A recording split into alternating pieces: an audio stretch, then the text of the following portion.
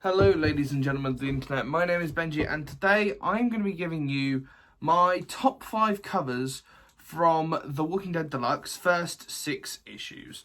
Now, these are my personal opinions. Leave your top 5 covers from the Deluxe edition in the comments below. Now, obviously, the concept of the Walking Dead Deluxe truly took me by surprise when this was first announced by Robert Kirkman. And when the first issue came out, all back in October, I was, to be honest, skeptical. I was happy to see that the Deluxe was getting a fresh coat of paint and adding to potentially seeing some of the most iconic panels in the entire in the entire history of the book being adapted to the page again. Now that we are 7 issues deep, it still blows my mind that I am rereading these issues for the first time again. And the covers have really sold me.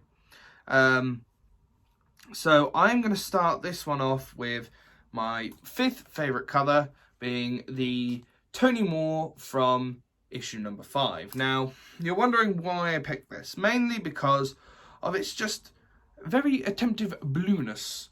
Just seeing the characters all together, seeing it's more visual, I see, because compared, I'm going to use issue 7 for an example. When you look at the original Tony Moore cover, it's you can't really see it quite well, and it's very white, but I'm going to use this as an example for issue 7.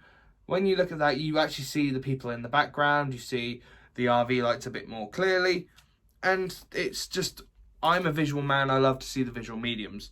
But then when I looked at issue 5 again and saw this cover, I was very excited to see that they are kept very more visual. They haven't made it very white and like you can barely see anything out of it. So that's why I chose issue 5, Tony Moore variant, as my number 5 spot. Now,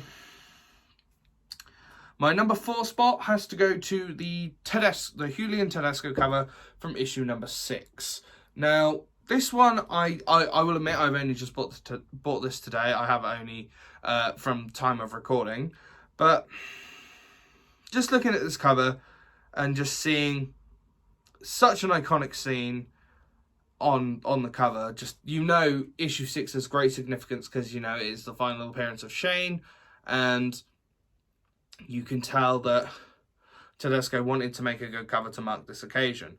Just seeing the tree line as well, especially with that final page spread of just Carl holding Rick, and you can tell that in the back, Rick he's destroyed because his best friend has just tried to kill him, and it's like all trying to process through his head and having to come to realize that his own son, who is about 7 years old, has just shot a man and essentially killed someone for the first time. And if that was the real world, no child should ever be able to do that. And it's just seeing, and you can look, if you look at Carl in the cover, he's just holding the gun, like he's fucking scared. He doesn't contemplate what he has done, and it's all now like it's just hit him like a train, and you can tell like he's sort of happy that he saved his father, but it's now just like, you have just killed someone, you have done a very bad thing, and that's why I love it. But my number 3 spot has to go to it's Tedesco once again for issue number 2. Now, issue 2 again has good significance to me because, it's when Rick goes into Atlanta, and it's the iconic scene from the TV show that we saw, and it's maybe just a small panel of Rick riding into Atlanta. But then again, this comic was made in 2003. Just 7 years before the TV show would come to light and make such an iconic poster out of Rick riding his horse into Atlanta. And especially, I'm guessing Tedesco wanted to show that off yet again with this cover. And to be honest, this cover does give me a bit of a Last of Us kind of vibe. Because in Last of Us Part 2, as Ellie, you do ride through a city for a bit in Seattle. And I don't know, just Rick Grimes riding a horse into a distraught city and just seeing the visual of those towers and the colour that it's coloured in. It does give me very Last of Us vibes. And I will admit, if you know me when you watch my issue 1 review, I was very sceptical of Tedesco's cover art for the first issue, and it wasn't my favourite. But as issues went by and he started making more covers, I started to grow to like what Tedesco was doing. And if you look at, say, for example, the issue 11 cover or the issue 8 cover that Tedesco does, they are probably some of my favourite covers so far. And I totally take back what I said about Tedesco from before, saying that it wasn't a very good cover. I take it all back. And I cannot wait to see what other covers he produces. My number 2 cover goes to the David Finch cover for The Walking Dead Deluxe number 6. Now, okay, I will be honest. When someone says to me that you can get so much out of so little, I normally make joke of the situation. But with this cover, you can definitely tell that just that massive splash of red throughout that cover, it can display so many emotions at one point. Now, you could definitely say that this red comes from the boiled tension between Rick and Shane throughout the first couple of issues.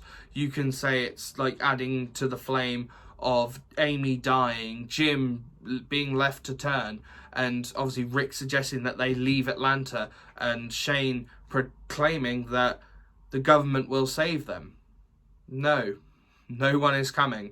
And you can tell that just from that splash of red, and especially where Shane rages out on Rick, and just that punch, you can tell that it's just all that rage and aggression, and especially for Shane losing Laurie as well as Carl, because obviously when Rick was in the coma, Shane, Laurie and Carl obviously surmised that Rick was dead.